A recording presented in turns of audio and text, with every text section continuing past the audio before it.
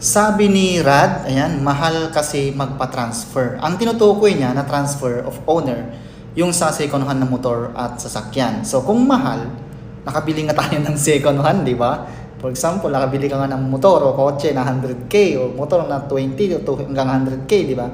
Pero hindi po mahal. Ito po ang saktong magagastos sa pagpapatransfer of owner. Napakamahal lang kapag pinafixer mo, pinalakad mo, pinaasikaso mo sa iba, at kulang-kulang ka ng requirements. Pero ang tunay lang na magagastos mo kapag magpa-transfer of owner ka ng nabili mong second hand na motor, kung ikaw ang maglalakad ay kailangan mo lang ng original na ORCR which is provided naman ng nagbenta. Deed of sale na kanotaryo, so maaring provided na rin ni nagbenta yan ang pagpapanotary. Kung hindi naman, ang panotaryo ay 150 lang hanggang 250. ID niya, libre naman yon, di ba? Hingi ka lang ng ID niya. ID mo, libre din yon.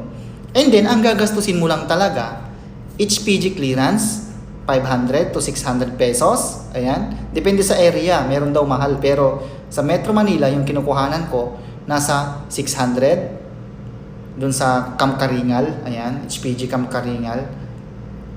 Makukuha mo nga pala ang HPG clearance sa mga HPG office o satellite. Hindi mo yung makukuha sa mga PNP lang na police station. Ibang clearance po yun para sa tao yun. Pero kung para sa motor, Highway Patrol Group yan. So search mo lang sa Google, meron naman siguro, search mo lang HPG sa location mo. For example, Quezon City, HPG Quezon City, lalabas na yan dyan, mamili ka saan pupunta. Doon mo makukuha, which is 600 lamang yon. Kung saan wala kang babayaran sa HPG, pupunta ka sa Land Bank, doon ka magbabayad ng 600. Ang makukuha mo lang sa HPG ay yung payment form, yung katunayan na naglalakad ka ng HPG clearance. Doon mo babayaran sa HPG ngayon. Tapos, yung HPG clearance, pagka meron ka nun, kailangan mo ng insurance under your name.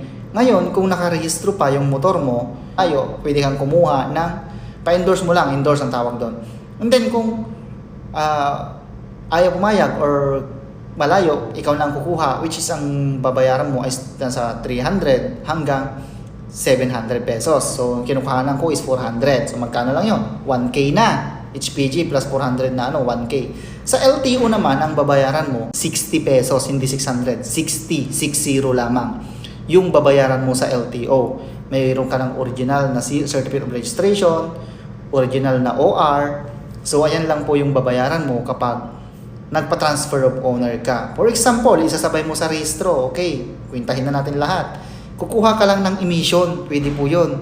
Kukuha ka ng emission which is nasa 400 to 500 to 600. Depende sa emission center. Sa kinukuha na ko kasi 500. Ayan, or 400 pala. So, nasa magkano na? Nasa 1,460 na. So, kompleto na yon, di ba? So, hindi siya ganun kamahal, di ba? Yung certified true copy naman, libre yon, yung confirmation request kung hindi mo mother file.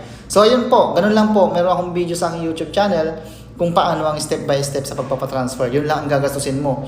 Kung magbibigay ka naman siguro sa nag-i-stencil, kung generous ka, 50. Kung hindi naman, 20, okay na sa kanila. So ganun po. Hindi po napakamahal. So nasa 1,400 lang siya, 1,460 ang suma total. Okay? Sharing is caring.